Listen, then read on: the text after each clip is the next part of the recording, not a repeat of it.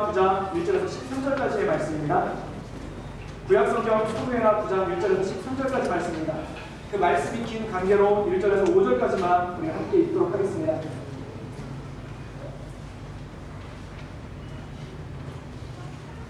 제가 읽고 우리 성도님께서 읽으심으로 나눠 읽겠습니다. 성경은 우리말 성경입니다. 1절에서 5절까지만 읽겠습니다. 하나님은 다윗이 물었습니다. 사울의 집안에 아직 살아남은 사람이 있느냐? 내가 요나단을 생각해 그에게 은총을 베풀고 싶구나.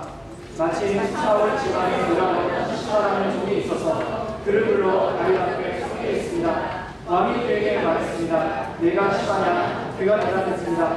예, 왕의 종입니다. 왕이 다시 물었습니다. 사울의 집안에 살아남은 사람이 없느냐? 내가 하나님의 은총을 베풀려고 한다. 그러자 시바가 왕에게 대답했습니다. 요나단의 아들이 아직 살아있기는 한데 다리를 쩔뚝입니다. 왕이 물었습니다. 그가 어디에 있느냐? 시바가 대답했습니다. 지금 로드발 아므리의 아들 마게의 집에 있습니다. 다같이 읽겠습니다. 그리하여 다윗은 사람을 보내 로드발 아므리의 아들 미갈의 집에서 그를 데려오게 했습니다. 아멘. 그 1989년도에 소련이 무너지면서 그 동유럽에 있는 많은 국가들, 특별히 동구권에 있는 그 공산주의 체제를 가지고 있는 국가들이 급속하게 무너지기 시작을 했습니다. 그때 그 발칸반도에 있었던 루마니아에도 이 시민혁명이 일어나서 그 정권이 무너지게 되었는데, 그때 이 루마니아를 통치하고 있었던 독재자가 있었는데 그의 이름은 차우세스입니다. 이 사람은 약 200만에 달하는 비밀경찰 조직을 운영을 해서 이 철권 통치를 하던 그러한 사람이었죠.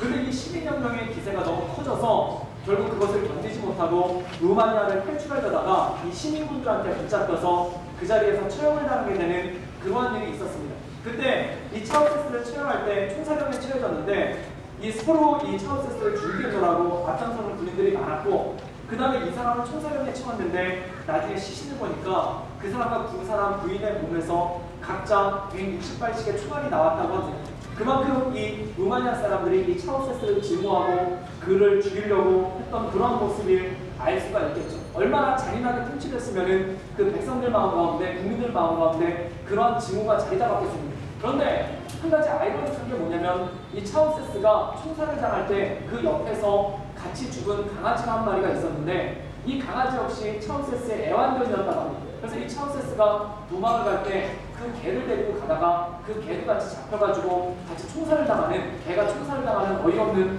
그런 일이 벌어졌는데, 왜 군인들이 이 개까지도 총살을 하고 사형에 처했냐면은 이 강아지의 이름은 그 코브로라는 대령이었습니다. 근데 이 대령이라는 이름이 애칭으로 있는 게 아니라 진짜 군대의 대령의 직분을 이 개한테 준 거예요.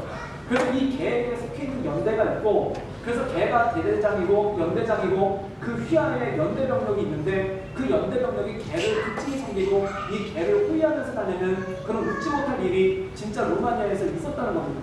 그리고 또 한 번은 이런 일이 있었는데, 한 시립병원에 이 차우세스가 자기 애완견 코브로 대령을 데리고 갔었는데 어떤 일이 있었냐면 그 시립병원에서 키우던 고양이가 이 개랑 싸움이 붙어가지고 이 코끝을 갖다 핥혔다는 거예요. 그러니까 이 차우세스가 그거에 격분해서 연 5만 명이 거기서 치료를 받는 그 시립병원을 폐쇄시키는 그러한 일도 있고, 고양이는 그 이후로 사라졌다는 그런 얘기가 있을 정도로 강력한 철권 통치를 했다는 겁니다. 그래서 나중에 이 차우세스가 사형을 당하고 그 옆에 있던 애완견 코브로 대령까지 다 죽음을 당했는데, 그때 루마니아의 한 군인이 그랬다는 겁니다. 우리는 차우세스한테 이 개만도 못한 그러한 인생을 살았습니다.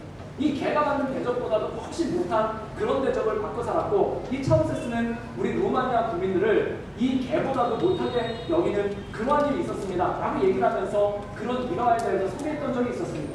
그런데 사람이 살아가면서 개만도 못한 취급을 받고 또한 짐승만도 못한 취급을 받는다면 그것이 얼마나 끔찍하고 마음 가운데 큰 상처가 남는 그러한 일이겠습니다.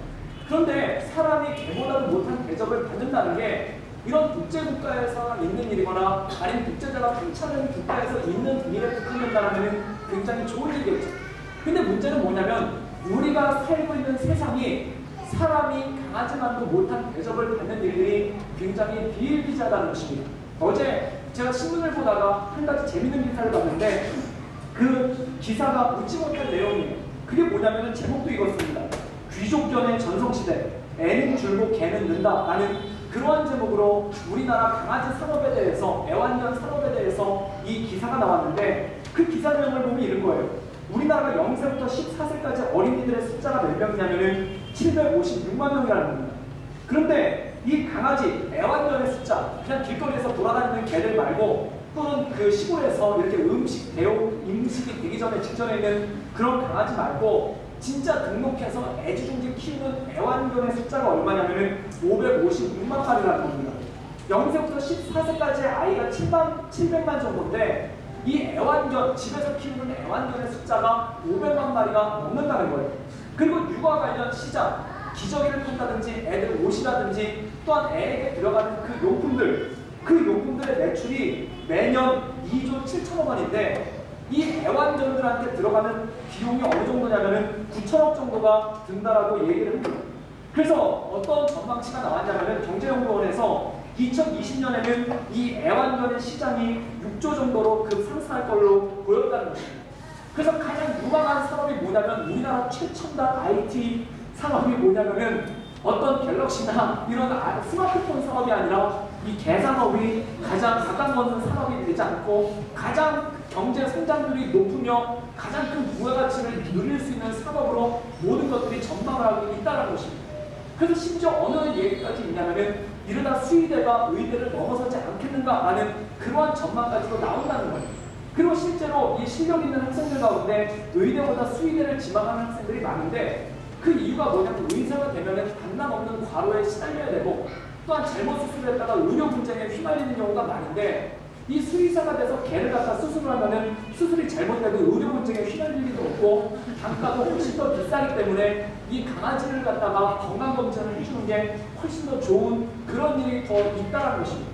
그래서 저는 옛날에 깜짝 놀랐는데 어떤 집사님 따라서 그 애완견 센터에 가봤는데 거기서 개 머리를 갖다가 미용을 해주는데 돈이 얼마냐면 5만 원을 받고 개 머리를 깎아준 걸 보고 저는 그 당시 블루클럽에서 5천 원에 머리 자르고 있었을 텐데 저 개가 저보다 10배나 더 비싼 금액에 머리를 자르는구나 하면서 그 혀를 쳤던 그러한 적이 있었습니다. 그런데 이 6조 원의 시장이 어떻게 펼쳐질 거냐면은 앞으로는 개 사료나 개 목걸이나 개 액세서리로만 끝나는 것이 아니라 이제 보험회사에서 준비하는 게 강아지 보험을 준비하고 있고 또한 강아지 여행 상품을 준비하고 있고 또한 강아지 영양식에 대해서 식품회사들이 지금 준비를 하고 있고 심지어 강아지를 위한 학원까지도 지금 그 뼈보죽을 가리는 걸 갖다가 학원에서 가리킨다는 거예요. 그래서 그런 학원까지도 지금 전망이 굉장히 발달한 것입니다. 그래서 우리가 이걸 갖다 피부로 실감할 수 있는 게 푸르밍에도 스카이가든에 가보면은 그 스타독스라는 그 개카페가 있어요. 근데 그 개카페가 카페인데 개들이 미칠미칠거리고 사람들이 개 구경하려고 거기 가는 그러한 일들이 굉장히 많다는 겁니다. 그런데 우리나라의 이 강아지 산업, 애완견 산업이 이렇게 발전하는 이유에 대해서 물론 우리나라 사람들이 동물을 사랑하고 또한 강아지를 사랑하고 모든 생명체를 사랑하는 마음에 의해서 강아지를 잘 키우고 예쁘게 키운다는데 누가 이의를 제기하겠습니까? 그런데 문제는 뭐냐면 우리나라 애완견 한 마리에 들어가는 GMP가 아프리카 어린이들에게 들어가는 GMP보다 훨씬 높다는 겁니다. 그런데 이것을 단지 비용적인 측면에서 차지할 뿐만 아니라 또 하나의 문제점이 부각이 되는 게 뭐냐면 이거라는 겁니다. 사람을 사랑하고 강아지를 사랑하면 괜찮다는 거예요. 그런데 문제는 뭐냐면 사람에 대한 사랑은 갈수록 감소하는데 강아지에 대한 사랑은 갈수록 커진다는 것입니다. 이것은 무엇을 의미하냐면 사람이 사람끼리 사랑하다가 상처를 받고 사람이 사람을 사랑하다가 마음 가운데 어려움을 겪는 일이 굉장히 많다는 거예요. 그래서 심지어 어떤 사람들 중에는 사람과 어울리거나 사람을 사랑하는 것을 포기하고 오로지 강아지만을 데리고 살려고 하는 그러한 사람도 있다는 것입니다. 그래서 어떤 사람이 인터뷰를 했는데 그 인터뷰에 보면은 이 사람은 이렇게 얘기를 하는 거예요. 자기는 평생 결혼하지 않겠다는 거예요. 평생 결혼하지 않고 자기한테 있는 고양이 3마리와 평생을 행복하게 살 거라고 그렇게 얘기를 한다는 것입니다. 물론 고양이가 좋으면 그럴 수도 있겠죠. 근데 오죽하면 요즘에 애완견이라는 이름을 쓰면은 굉장히 무식하다는 취급을 받고 어떤 표현을 써야 되냐면 반려견이라는 표현을 써야 되는 거예요.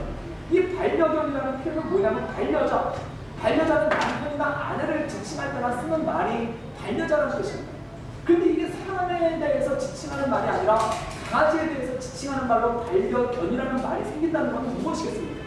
마치 강아지를 남편처럼 생각하고 강아지를 아내처럼 생각하고 강아지를 평생 그렇게 섬기면서 살겠다는 그런 마음이 있다는 것이죠.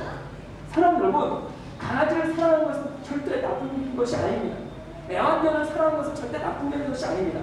그런데 문제는 뭐냐면 사람한테 쏟아야 될 사랑을 강아지한테 대신 쏟고 있는 거라면 그것에 문제가 있을 수 있고 그것에 어려움이 있을 수가 있다는 것입니다. 사랑하는 여러분, 사람을 사랑하다 보면은 또한 사람이랑 사귀다 보면은 상처받을 때가 얼마나 많습니까? 그래서 이 가요를 가만히 보다 보면은 이 가요를 가만히 보면은 상처에 대해서 굉장히 많죠. 사람을 사랑하다가 상처받은 사람. 그래서 어떤 가사에 보면은 사랑만은 않겠어요. 사랑은 눈물의 씨앗인가 봐요. 그 다음에 왜 슬픈 예감은 틀린 적이 없나? 이런 가사들을 보면은 사랑에 다 상처가 있는 사람들이에요.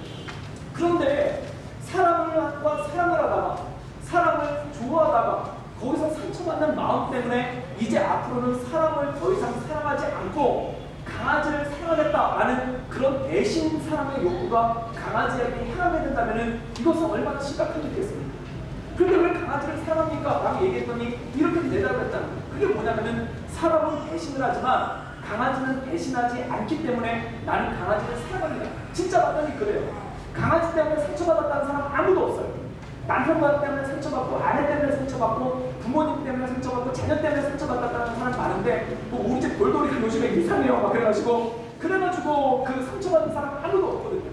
즉 상처받지 않는 사랑을 하기 위해서 사람과 사랑을 하는 것이 아니라 강아지와 사랑을 하겠다, 애완동물과 사랑을 하겠다라는 그러한 마음, 어떻게 보면은 보상 욕구가 작동하게 되는 그러한 일들이 생기기 시작한다는 것입니다.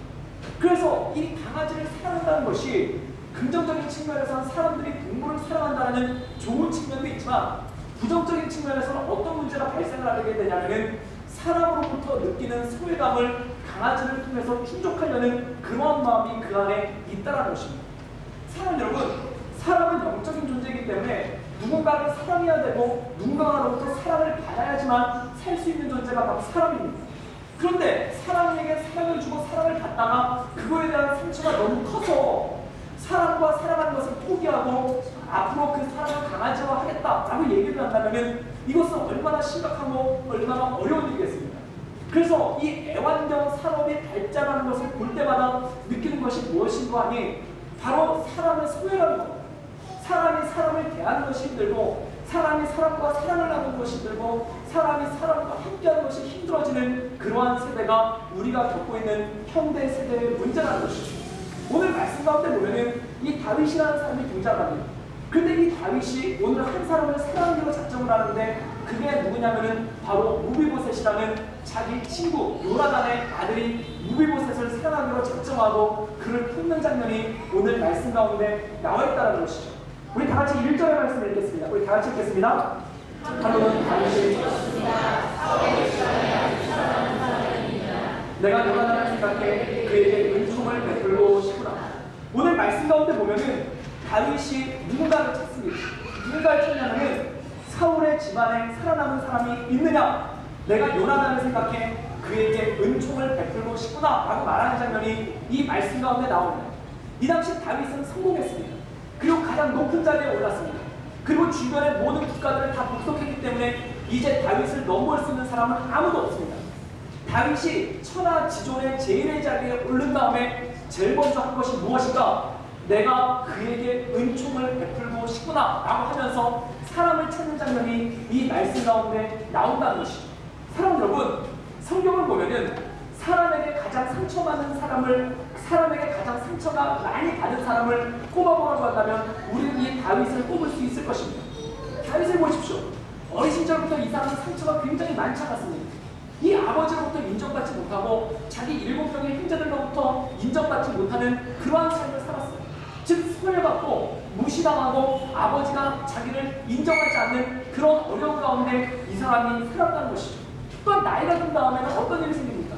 직장 상사라고 할 수 있는 사울이라는 사람이 이 사람을 죽이게끔 미워해서 이 사람을 죽도록 쫓아다니는 그런 일이 생겼다는 거예요. 그래서 이 사람을 죽이려고 다녔다는 거예요. 10년이 넘게 그러한 삶의 어려움을 겪었습니다.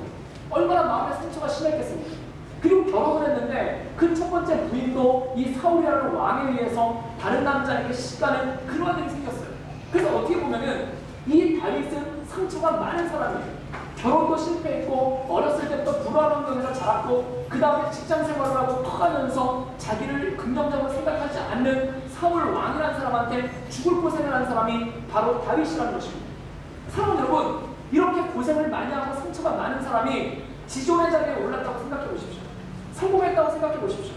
그럼 그 사람이 제일 처음에 하는 건 뭐냐면 자기의 상처를 풀려고 하는 거예요. 자기 상처를 풀려고 하다 보니까 자기를 옛날에 괴롭혔던 사람들을 불러 모아서 그들에게 모욕을 주거나 또한 그들을 몰락시키거나 그들을 넘어뜨리는 게 일반적인 왕이 된 사람들의 특징이죠. 그런데 다윗은 제일 지존의 자리에 오른 다음에 무엇을 했냐면은 오늘 말씀 가운데 내가 은총을 베풀고 싶다라는 말을 가장 먼저 했다는 것입니다. 그것도 어디를 대상으로 은총을 베풀고 싶냐면은 사울의 집안에 대해서 은총을 베풀고 싶다라고 얘기했다는 것입니다. 사랑하는 여러분, 사울의 가문 가운데 다윗을 괴롭혔던 사람이 얼마나 많았겠습니까? 또한 사울의 형제들 가운데, 사울의 아들들 가운데, 사울의 친척들 가운데 이 다윗을 원수로 생각하고 다윗을 죽이려고 했던 사람들이 얼마나 많았겠습니까? 그런데 그 수많은 사람을 아무도 기억해내지 않고 누구를 기억했냐면은 요나단이라는 사람을 기억했다는 것입니다. 친형제같이 자기를 아껴주고 친형제처럼 자기를 사랑해주는 이 요나단 한 명만을 그가 기억해냈다는 것입니다. 이것은 무엇입니까? 이 다윗은 상처를 기억한 게 아니라 은혜를 기억해낸 사람이었다는 거예요. 이것이 바로 다윗의 능력입니다. 여러분 학창시절과 중고등학교 시절과 또는 사회 직장 생활을 생각해 볼 때 가장 먼저 생각나는 사람이 누구입니까? 여러분 인생 가운데 생각나는 사람의 이름을 적어보라고 한다면 원수의 이름이 더 많습니까? 아니면 여러분들에게 은혜를 베풀었던 사람들의 이름이 더 많습니까? 어떤 사람들은 우리가 살다 보면은 우리를 긍정적으로 대해주는 사람이 있고 우리에게 부정적으로 대해주는 그러한 사람들이 있어요. 우리가 살다 보면 얼마나 그런 일들이 많습니까? 학교 가보면은 나를 지긋지긋하게 괴롭히는 애들도 있고 또한 내 친구가 되고 싶고 또한 나를 안쓰러운 눈으로 바라봐주는 그러한 사람들이 섞여 있어요. 그런데 나중에 내가 학창시절을 기억할 때 누가 기억이 납니까?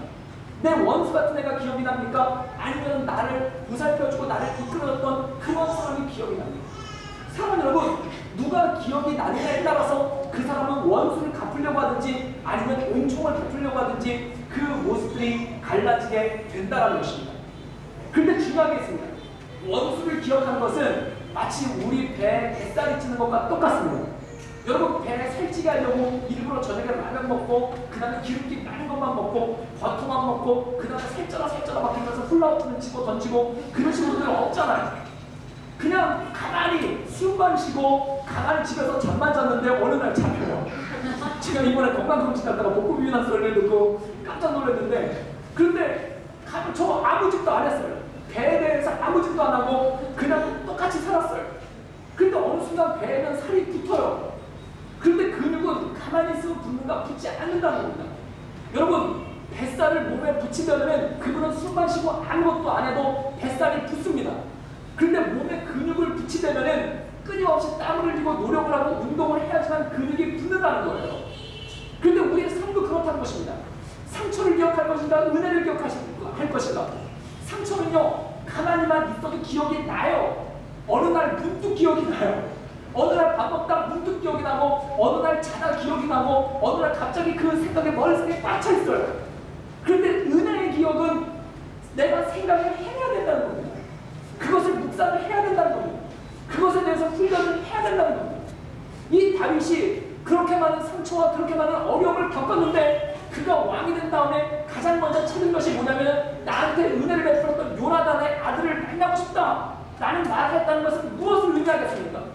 그가 은혜를 기억하기 위해 애쓰고 은혜를 기억하기 위해 하나님 말씀 가운데 온전을 하는 속에 선 사람이었다는 것을 의미하지 않습니다.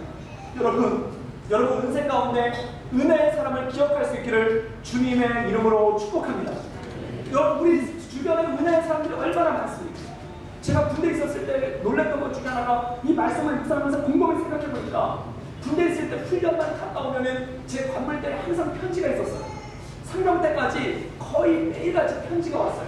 근데 한 사람으로부터 온 게 아니라 여러 사람으로부터. 그래서 제가 그 편지를 받으면서 아직 내가 죽지 않았구나 막 이런 생각을 가졌던 그러한 적이 있었습니다. 편지 보는 거예요. 왜 군대에서 편지 보면 신날까요? 나를 기억해주는 사람이 있고 나를 생각해주는 사람이 있고 나를 위해서 기도해주는 사람이 있다는 그 의미 아닙니까? 그 군대라는 어려운 환경이 있었지만 거기서 나를 위해서 기도해주는 사람들을 그 안에서 발견할 수 있었다는 거예요.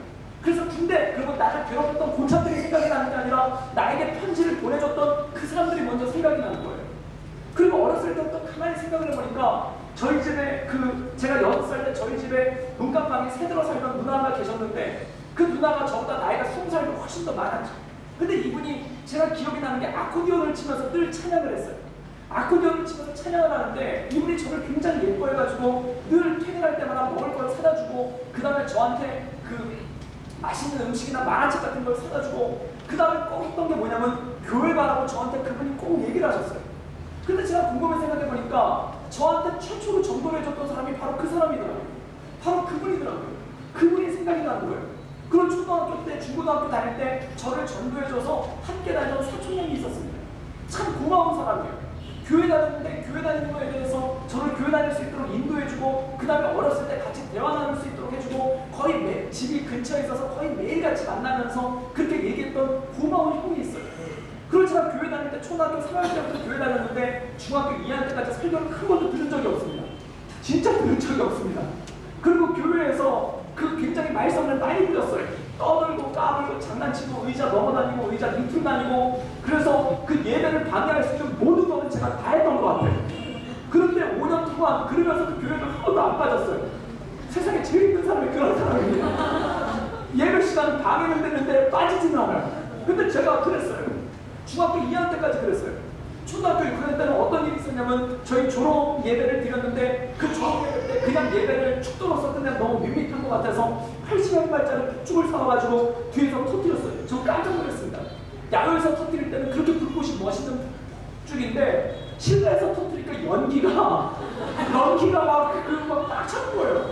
다들 막 콜록콜록하고 그게 한 3분인가 5분 정도 터졌는데 그 3분 5분이 왜 이렇게 길게 느껴지는지 그게 다 터지고 나니까 교회가 팔깍 뒤집힌 거예요.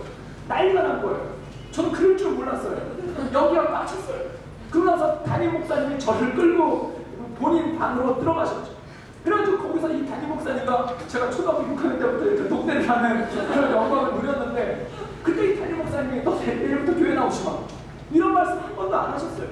그러고 나서 저를 위해서 축복을 해주시고 졸업을 축한다고 얘기하면서 기도를 해주셨는데 뭐라고 기도를 해주셨냐면 하나님 우리 이종훈 형제가 나중에 하나님께서 귀하게 쓰시는 목회자가 되어서 자기 같은 수험것을 많이 만나게 해주십시오라는 그런 기도를 했었어요. 근데 강범이 생각하면 이게 축복인지 저주인지 좀 헷갈리기는 해요.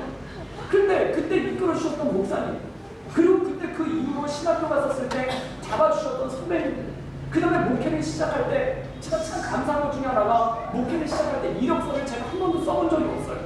그냥 가만히 전화 기다리고 있으면 전화 와서 너 이곳에 와서 사역하지 않겠니? 너 저곳에 와서 사역하지 않겠니? 너 이곳에서 나와 같이 사역하지 않겠니? 라고 늘 불러주셨던 목사님들이 있어서 지금까지 목회를 잘 할 수 있는 그런 모습들이 그 안에 있었던 것입니다. 가만히 생각해보니까 내 인생에 고마운 사람들이 너무 많아요. 그리고 나를 이끌어줬던 사람들이 너무나 많아서 생각이 됐다는 겁니다. 그런데 사람의 죄성은 무엇입니까? 이 고마운 사람들에 대해서는 생각이 안 나요. 나를 괴롭혔던 사람들, 나를 힘들게 했던 그런 사람들에 대해서만 머릿속에 꽉 차 있을 때가 있다는 겁니다. 이 야곱인데 성경에서 가장 상처받는 사람, 그 다음에 그 상처를 유감없이 드러낸 사람을 꼽으라고 하면 그 사람은 야곱이에요. 이 야곱을 보십시오. 이 사람은 어떤 상처가 가장 컸냐면 아버지가 자기를 사랑하지 않는다는 상처가 제일 컸어요. 근데 엄밀하게 얘기해서 아버지가 야곱을 사랑하지 않은 것이 아니라 야곱을 그 형 에서보다 조금 덜 사랑했어요. 사랑을 했는데 형보다 조금 덜 사랑했다는 것이에요. 그런데 어떤 것이 있었냐면 어머니 리브가가 이 야곱을 끔찍하게 사랑했어요. 형보다 더 사랑했고 더 많이 사랑했어요. 그런데 야곱은 자기는 상처가 있다고 얘기합니다. 나는 상처가 많다고 얘기합니다. 그 이유가 뭘까요? 자기를 사랑해주는 사람들에 대해서 기억을 하지 못하는 거예요. 엄마가 그렇게 자기를 사랑해줬는데 그것에 대해서 기억하지를 못하는 거예요. 그리고 아버지 이삭이 형만큼은 아니었지만 그래도 사랑해줬음에도 불구하고 그걸 기억하지 못하는 거예요. 그래서 이 사람의 인생을 보십시오. 그 상처 때문에 늘 갈구하고 그 상처 때문에 목마른 것처럼 그렇게 살다가 그의 인생을 막아가는 그러한 일들이 그의 삶 가운데 있지 않습니까? 그래서 그는 그의 자기 인생을 바라보면서 내 인생은 고통이었습니다 라고 얘기합니다. 정말 그랬을까요? 정말 야곱의 인생이 그렇게 고통이었을까요? 아니에요. 그를 사랑해주고 그를 아껴주는 고마운 사람들이 너무나 많았어요. 근데 야곱은 그들 중에 누구도 기억하지 못하고 자기의 힘들었던 것만을 기억했다는 것입니다. 사랑하는 여러분, 우리의 삶은 선택입니다. 그래서 우리의 삶은 마치 초콜릿 상자와 똑같은 거예요. 어떤 초콜릿을 집느냐에 따라서 인생의 맛이 틀려진다는 거예요. 만약에 여러분이 상처의 초콜릿만을 계속 집어든다면 여러분의 인생은 늘 쓸쓸할 것입니다. 여러분의 인생은 늘 아플 것입니다. 여러분의 인생은 늘 갈구될 것입니다. 그러나 여러분께서 하나님의 은혜의 초콜릿을 집어든다면 그 은혜의 초콜릿을 집어들 때 하나님의 은혜 가운데 온전함으로 나갈 수 있는 능력이 그 안에 있다는 것이죠. 여러분, 여러분의 인생 가운데 어떤 순간을 기억하는가? 이것이 중요한 것입니다. 왜 다윗이 됐을까요? 다윗은 그의 삶 가운데 하나님께서 주시는 은혜의 초콜릿만을 집어낼 수 있는 능력이 있었다는 것입니다. 그것이 사람에게도 마찬가지였다는 거예요. 그를 그렇게 힘들게 하고 어렵게 하는 너무나 많은 일들이 있었음에도 불구하고 그가 왕이 되자마자 제일 먼저 기억해낸 게 뭐냐면 요나단, 나에게 너무나 고마운 사람, 그 사람의 아들을 내가 돌봐야 되겠다라는 그 마음이 그의 마음 가운데 제일 먼저 들어오기 시작했다는 것이죠. 이 데일 카네기라는 사람이 있습니다. 이 사람은 리더십과 처세술, 인간관계에 대해서 타의 추종을 불허하는 사람이죠. 이 데일 카네기는 앤드류 강처와 앤드류 카네기와 다른 사람입니다. 근데 이 데일 카네기가 쓴 책이 있는데 이 책이 우리나라에는 인간관계론이라는 책으로 번역이 됐어요. 근데 영문 제목을 보면은 눈이 팍 떠집니다. 그리고 이렇게 미련한 제목이 있을 수 있나? 그리고 이 제목을 본 다음에 이 책을 안 살 재간이 없어요. 인간관계론은 너무 딱딱한 제목이에요.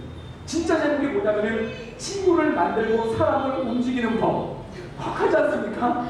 근데 너무 리얼하고 너무 직접적이라서 약간 좀 싼티가 나긴 해요. 그런데 책 제목이 이거예요. 친구를 만들고 사람을 움직이는 법. 그런데 그 친구를 만들고 사람을 움직이는 법의 첫 번째가 뭐냐? 그 사람은 이렇게 얘기합니다. 마음으로부터 상대방의 장점을 인정하고 아낌없이 칭찬을 해줘야 한다. 그렇게 하면 상대방은 당신의 말을 일세 동안 마음에 품고서 되풀이해보며 마음을 위로하는 보물로 삼을 것이다. 당신이 까마득히 잊어버린 훨씬 후에도.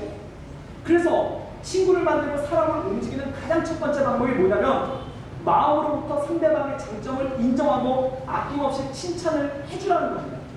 여러분은 여러분의 자녀를 얼마큼 칭찬하십니까? 여러분은 여러분의 남편을 얼마큼 칭찬하십니까? 여러분은 여러분의 아내를 얼마큼 칭찬하십니까? 여러분의 친구를 얼마나 칭찬하십니까? 지금 회계 집회를 열어야 될 것 같습니다. 회계밖에 안 생기죠. 우리 가족들한테 하는 말의 99.9%가 다 비난 아닙니까? 잔소리 아닙니까? 칭찬이 입에서 떨어져 있어요. 모든 사람에게는 장점과 단점이 있습니다. 그런데 그 장점을 바라봐주고 그 장점에 대해서 칭찬해 본 적이 얼마나 계십니까? 이렇게 해라 저렇게 해라 밥떡 바르고 먹어라 잘 씻어라 마음에 안 든다 왜 그렇게 사냐 왜 인간아 막 이러면서 나중에는 인간하고 가지 않습니까? 그래서 나중에 남편이 아니라 저 인간이 돼버려요. 그렇게 가버리지 않습니까? 마음 가운데 이 사람의 장점을 가지고 칭찬을 해주기보다 이 사람의 단점에 대해서 왜 그렇게 사느냐고 책망할 때가 더 많다는 거예요. 사랑 여러분, 사람은 무엇과 똑같은가? 마치 앙코르와트 사원과 같아요. 앙코르와트 사원을 보면 멀리서 보면 너무 웅장하고 너무 멋있습니다. 근데 가까이에서 가보면 깜짝 놀랐어요. 막 낙서가 돼 있고요. 그 다음에 한쪽이 묻어져 있는데 거기다 이렇게 시멘트로 막아놨고요. 그 다음에 곳곳에 막 낙서와 여러 가지 틈들과 금들이 많아요. 멀리서 보면 웅장해요. 저 거기 가서 깜짝 놀라니까 불상이 하나 있는데 이 부처님 코가 없어졌어요. 근데 그걸 갖다 시멘트로 발라가지고 이렇게 높이 세워놓은 게 있는 거예요. 그래서 제가 그러면서 성형하셨군요 이러면서 깜짝 놀랐어요. 그게 뭡니까? 멀리서 보면 너무 멋있는데 가까이서 보면 다 틈이 있고 연약함이 있고 부족함이 있다는 거예요. 사람도 그렇다는 겁니다. 멀리서 보면 굉장히 근사해요. 멀리서 보면 괜찮아요. 멀리 보면서 괜찮아서 결혼하는데 결혼하니까 인간이 되어버리지 않습니까? 그건 무엇입니까? 힘들어진다는 거예요. 가까이서 보면 이 사람의 장점이라는 게 아무것도 없다는 거예요. 그런데 영성이란 무엇인가? 그의 장점을 발견하고 그거에 대해서 말할 수 있는 능력의 영성이라는 것입니다. 지금 다윗을 보십시오. 그는 그가 받았던 상처에 대해서 전혀 얘기하지 않습니다. 그가 사울 집안에 당했던 그 고난에 대해서 얘기하지 않습니다. 왕이 되니까 제일 먼저 했던 게 뭐냐면 요나단의 아들을 찾아다오 내가 그에게 은총을 베풀고 싶다 라는 그 말을 가장 먼저 했다는 겁니다. 이것은 무엇입니까? 이 사람은 상처를 기억하지 않는 사람이에요. 이 사람은 단점을 보지 않는 사람이에요. 오직 은혜만 바라보는 사람이 바로 이 사람이었다는 것입니다. 이것이 영성이고 이것이 믿음이라는 것입니다. 그래서 사도 바울은 뭐라고 얘기합니까? 항상 기뻐하라, 쉬지 말고 기도하라, 범사에 감사하라, 이는 그리스도 예수 안에서 너희를 향하신 하나님의 뜻이라고 말씀합니다. 우리 삶 가운데 얼마나 많은 기도가 있나요? 하나님의 뜻을 이루게 해주십시오라는 얼마나 많은 기도가 우리 삶 가운데 있습니까?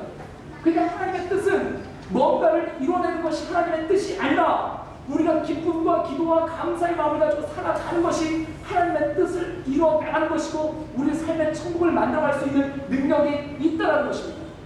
사랑하는 여러분, 하나님의 나라가 여러분에게 임할 수 있기를 주님의 이름으로 축복합니다. 이 동구 사회가 소련과 그 동유럽의 많은 국가들이 무너졌을 때 그때 이 소련과 동유럽을 여행했던 한 사람이 이런 얘기를 한 적이 있습니다. 왜 그들이 무너졌을까? 그런데 이 사람이 그런 얘기를 합니다. 소련과 동유럽을 돌아갔더니 거기서 가장 많이 볼 수 있었던 단어가 뭐냐면 투쟁이라는 단어를 가장 많이 봤다는 거예요. 투쟁은 무엇입니까? 싸울 투자에 얻을 쟁자예요. 뭔가를 싸워서만 얻을 수 있다는 거예요. 뭔가를 얻기 위해서 싸워야 되고 뭔가를 얻기 위해서 갈등해야 된다. 이게 그 나라의 목표라는 거예요. 그래서 어떤 얘기냐면은 회사를 가는데 회사 가는 걸 산업투쟁이라고 하고요. 농사를 짓는데 농사 짓는 걸 농업투쟁이라고 하고요. 공부를 하는 걸 갖다 학업투쟁이라고 하고요. 심지어 주부들이 집에서 일하는 걸 갖다 가사투쟁이라고 하는 거예요. 모든 걸 다 싸워서 얻어야 된다는 거예요. 그런데 그 동유럽을 여행했던 사람이 서구 사회에 대해서 어떻게 서구 사회가 이렇게 많은 모습을 가지고 있는데도 불구하고 버텨낼 수 있는가?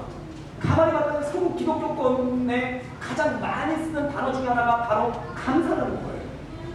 그래서 하다못해 미국만 가도 추수감사절을 땡스 기빙데이라고 하지 않습니까? 그건 뭘 의미하냐면 주신 것에 대한 감사라는 거예요. 여러분, 구약의 절기들을 보십시오.